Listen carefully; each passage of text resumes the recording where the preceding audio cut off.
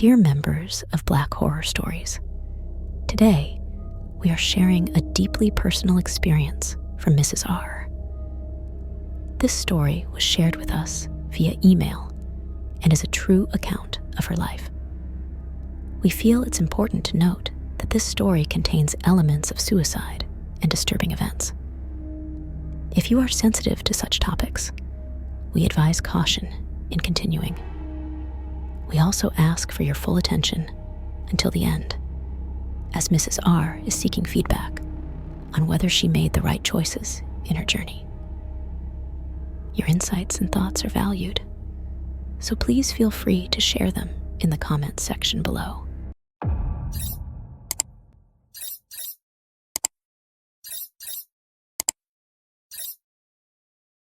My name is Andrea, fictional name, and this story is about love, a love I was unaware harbored a devil in its depths.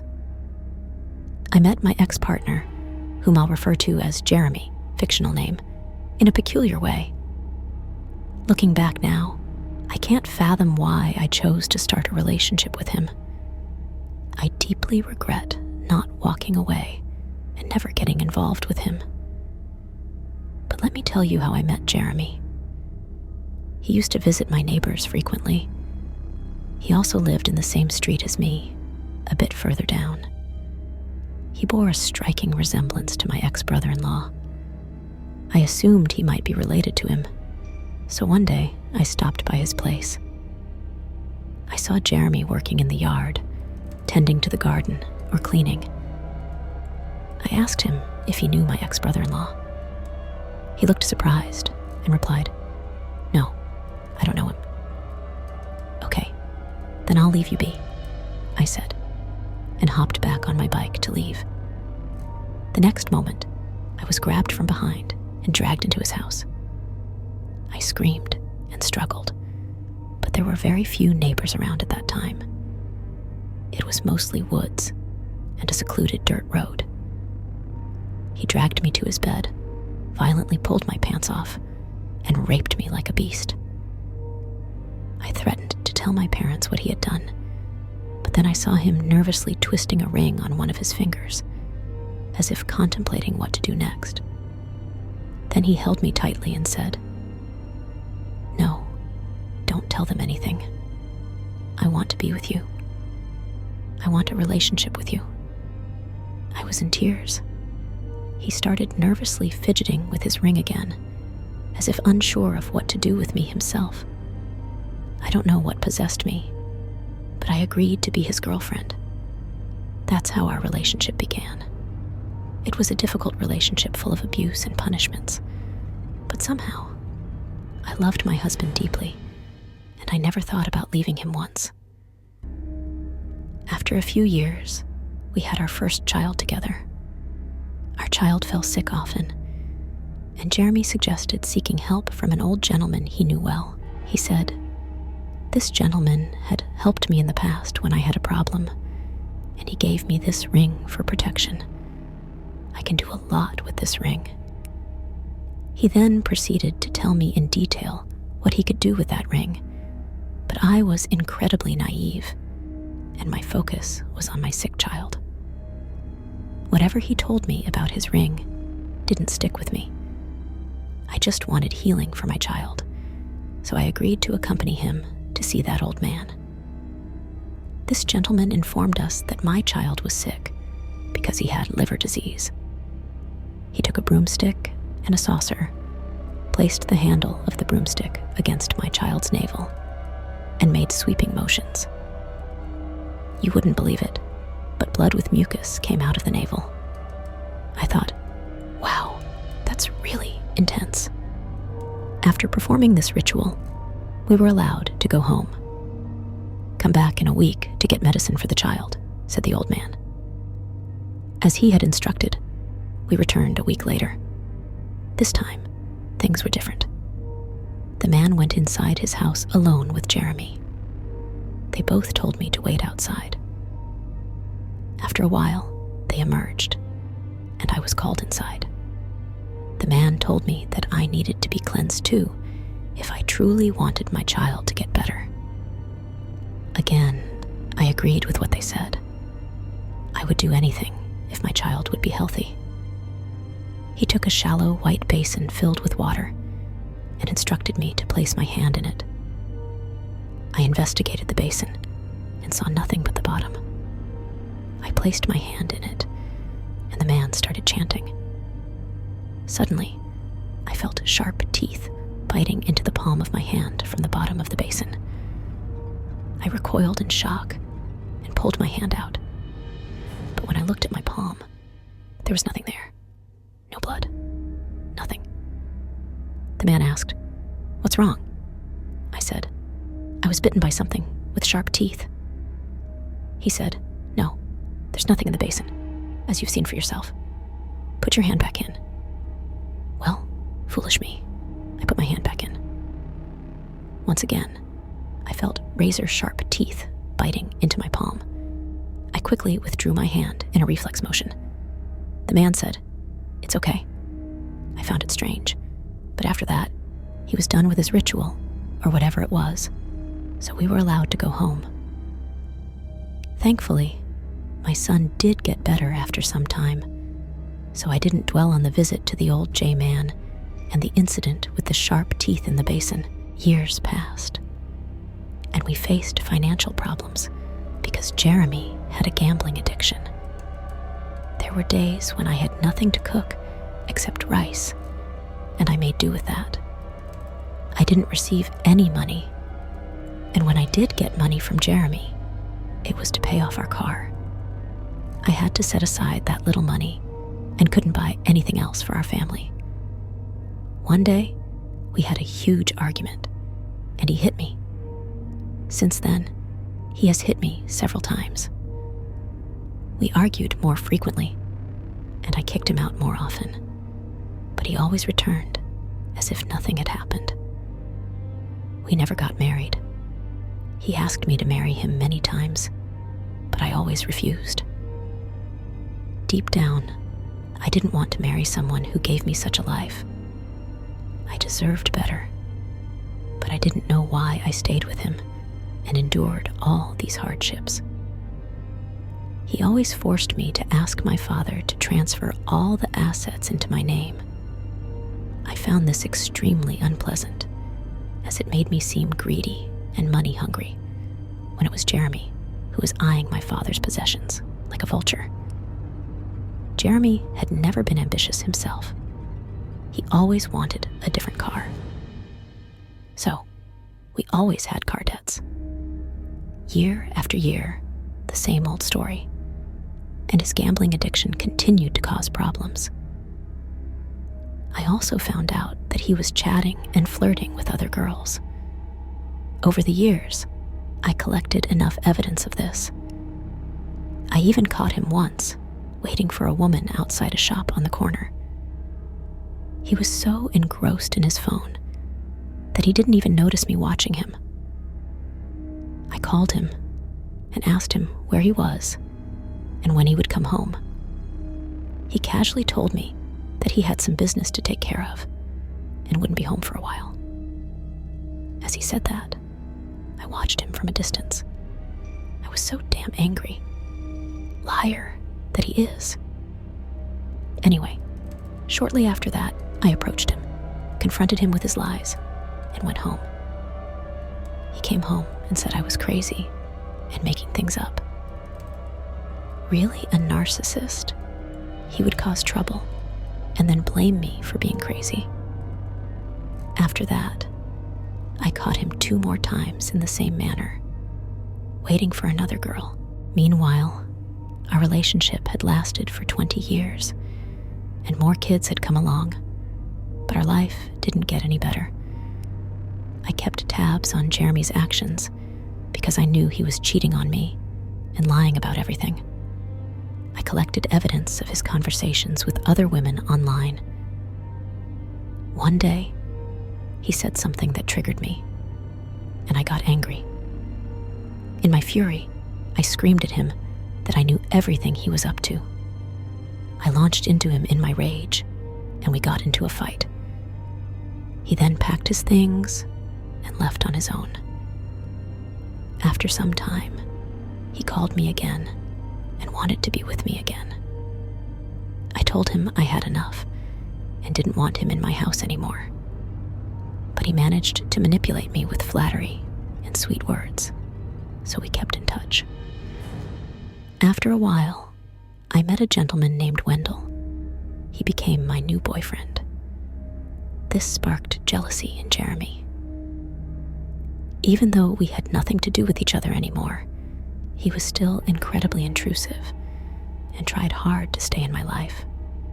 I loved Wendell very much, but at the same time, I was still having sexual relations with Jeremy, secretly meeting in various hotels. Of course, Wendell knew nothing about this. I don't know why I kept allowing it, despite all the pain and suffering Jeremy had caused me over the years, allowing him to walk back into my life whenever he pleased. I often felt like a doormat because I kept accepting him back into my life despite everything he did to me. I didn't understand myself anymore. The decisions I made to forgive this man time and time again and continue the relationship. But anyway, I had to buy the car I drove from Jeremy. He wanted to be paid for it, so I paid him for it. Despite us still having sex regularly, I still had to pay for that car. Jeremy was always the one who changed the oil for my car. What I didn't know was that he hadn't screwed the oil cap of the oil reservoir, located at the bottom of the car engine, tightly shut, causing oil to leak out every day. As a result, my car's engine got stuck because the cap had come loose due to the vibrations from driving.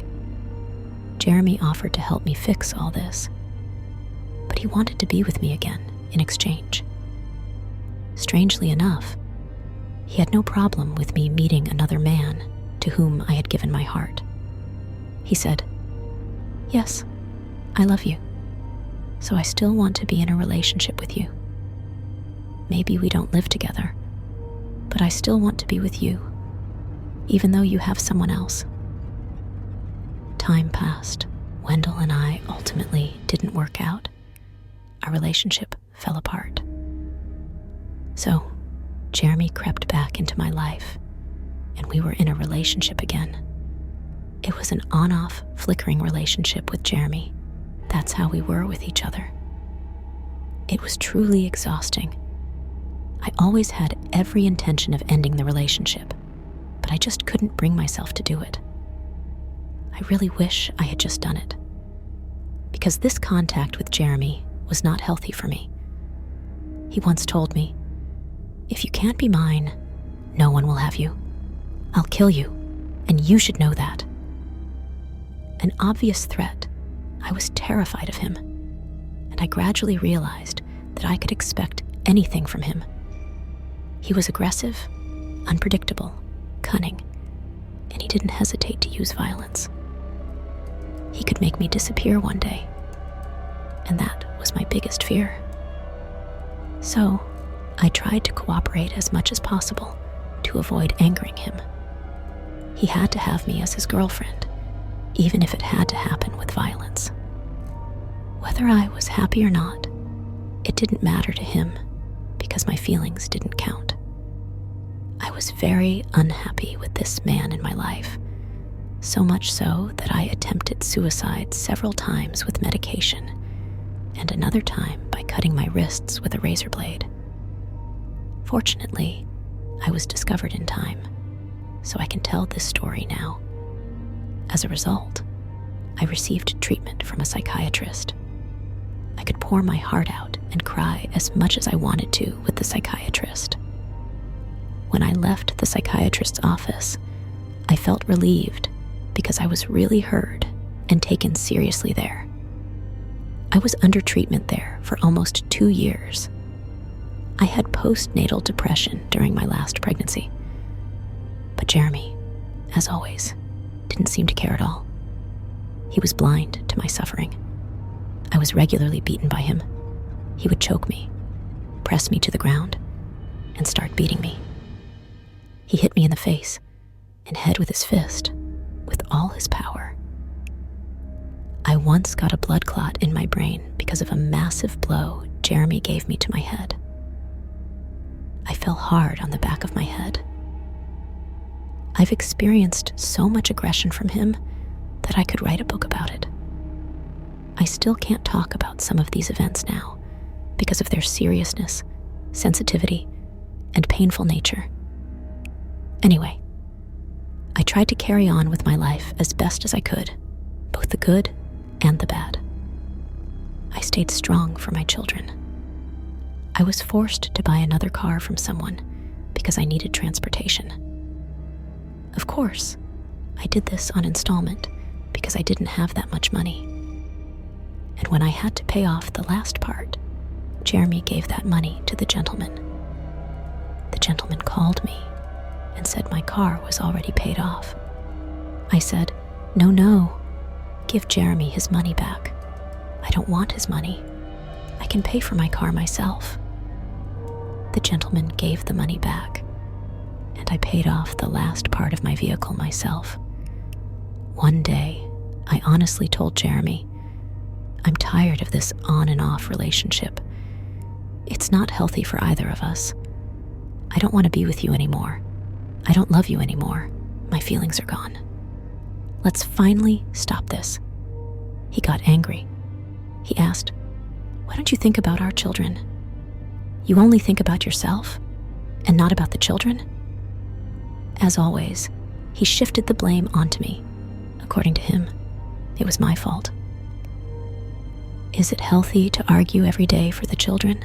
I asked him. He couldn't say anything to that. All he wanted was for me to stay with him, whether it was healthy for us as a family or not. But I really didn't want to continue, and I demanded that he leave the house.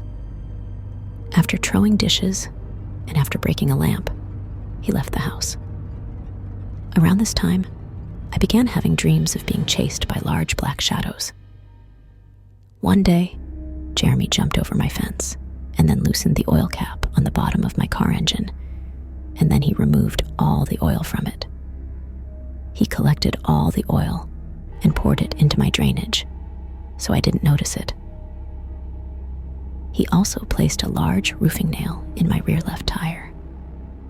The next day, he called me and said, I have a strong feeling that something is going to happen to you, to which I replied, If you don't do anything to me, nothing will happen to me.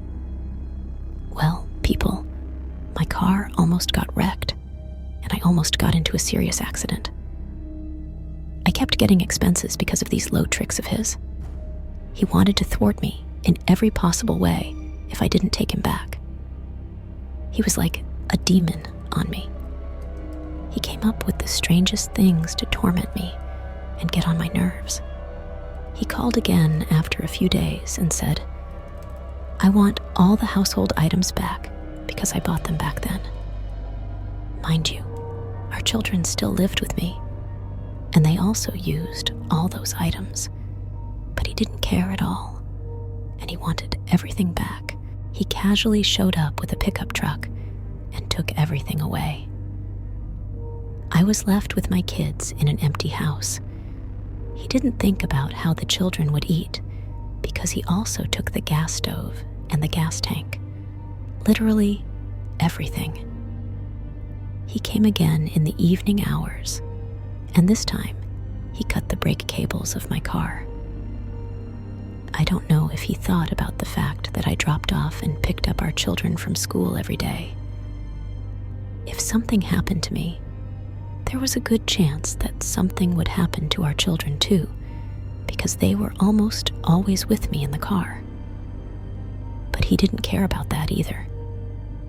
We kept arguing because at one point, he also wanted to take my children away from me by inciting them against me. He said the meanest things to them about me. It still baffles me how heartless and mean a person can be, because I have always been a good mother to my children. I may have had a hard life with Jeremy, but I never let my children suffer because of it. I always did my best to take care of them and shield them from all the problems I had with their father. My children were my pride and joy, and the only reason I was still alive. So, Jeremy inciting my children against me hurt me a lot and bothered me. I didn't want my children to think badly of me and believe their father's lies. Conversely, I never told them anything bad about their father, despite all he had done to me. Around this time, the atmosphere in our house became worse. All the food in our house started to spoil very quickly. Sometimes I just cooked rice, but shortly after, it had already soured in the rice cooker, which had never happened before. I bought different types of rice, and the same thing happened repeatedly. I was desperate. There was something seriously wrong in my house. One of my sons saw shadows of a man in our house more often. He even ran away from home because he was afraid in our house. My other son started to be aggressive and disrespectful towards me. Jeremy started to stalk me, so I had to file a restraining order with the court, and I did. I got very sick. I couldn't work. I went from one doctor to another. No doctor found anything wrong with me. Tests showed nothing, and yet I was sick. During this time, my car was also constantly breaking down. I had to go to the mechanic for repairs every time. In a few months, I had several accidents in traffic. Jeremy was always busy with me. He couldn't accept that I didn't want him anymore. He literally worked overtime to make my life unbearable. So, he took all the items from the house, then ruined my car, and then made me very sick so that I couldn't work. He wanted me to appear begging at his door and take him back. He called me once and said, "I'm going to break you to the ground. You'll see." I laughed at him and said, "Goodwill always prevail. You forget that there is a God." I received help unexpectedly from an unexpected source. I was referred by an acquaintance to someone who could help me. I visited the designated person for assistance, and miraculously, I began to heal bit by bit. My rice no longer soured. My relationship with my children improved. I stopped having accidents. I no longer experienced car troubles. My household appliances stopped breaking down one after another. So people, what I learned from the person who helped me is that Jeremy had bound me years ago. I asked, "Bound? What do you mean? How could someone bind me?" The person then said to me, "Yes, you were spiritually bound. Tonight, in your sleep, you will see where your ex brought you to bind you spiritually, and you will receive all the answers you seek." Followers of Black horror stories, I had forgotten all about it. But suddenly, I saw everything in my dreams, playing out as if I were reliving the visit to that old man, where I had to place my hand in that white container. That was the moment when I was spiritually bound and effectively became subservient to Jeremy. He had arranged this with that Javanese man. Now it all made sense why, despite all the setbacks and mistreatment, I kept going back to Jeremy and accepted everything he did. At the time, I didn't understand because I have no knowledge of black magic, voodoo, and paranormal stuff. Even if I had understood, I would have refused to believe it. I was spiritually bound, or in simpler terms, hexed. So I wasn't functioning normally. I was always confused and submissive to Jeremy. His will was law. I fought against it, of course, but it was futile because the dark forces ensured it. No wonder my life was filled with misery and chaos. Those demonic powers ensured my mental breakdown and exhaustion, keeping me manageable. The person I sought help from, who freed me, said, "One bite you received in the white container counted for 10 years of being bound to Jeremy. You were bitten twice on your hand, meaning you were bound to Jeremy for 20 years. I had been hexed by the father of my children for 20 long years. And after those 20 years, Jeremy was supposed to bring me back to that old Javanese man to reactivate the voodoo, but unfortunately, the man had already passed away, so he couldn't bring me back. That's why I slowly began to awaken from the hex he had cast upon me. Jeremy went to another voodoo priest to send all sorts of demons my way. I experienced terrible things because of this man, but good always triumphs over evil. So thankfully, I found cultural help to rid myself of all the demonic powers that had been unleashed upon me. My children are doing well now. I take care of them alone because Jeremy doesn't care about them. He keeps posting pathetic messages on social media about missing his children, but it's all nonsense and attention-seeking because he does nothing for them. If he really wanted to see them, he could have picked them up and done something fun with them. People who don't know him will believe his sweet talk and feel sorry for him. My 3 sons are now 10, 18, and 21 years old. And as a single mother, it's incredibly difficult for me to make ends meet in these expensive times. But I do my utmost to take care of my children and ensure they lack nothing. Fortunately, when I can't afford something, they understand. I'm so grateful to have such well-behaved, understanding children. The only thing I would have wanted differently is to have had them with someone else, because their father is the devil himself. I no longer need anything from Jeremy. He has caused me enough misery. He can stay far away from me now, and I want nothing to do with him.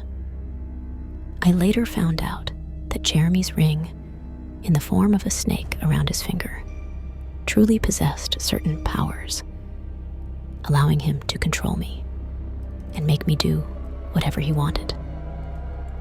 He had told me about that ring at the beginning of our relationship, saying it could make him do strange things. But because my child was sick at the time, I didn't really listen to him. Honestly, I thought it was nonsense he was spouting. Maybe he just wanted to impress me. If only I had listened better back then, maybe everything would have turned out differently. But maybe not, because I was already partially under his control. Because if he could rape me, and I still stayed with him, that says enough that I wasn't in my right mind. He mustn't forget that anyone who works with demonic forces will sooner or later have to pay the price.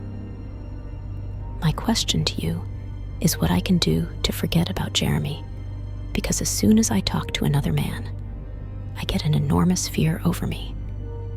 And when I see certain jewelry, which is normal in our culture, I get shivers down my body. Should I go to a voodoo priest myself to forget about him? Should I get hypnotized? Should I go to church? I am desperate because I cannot fully pick up my life. Please let me know in the comments. I'm watching.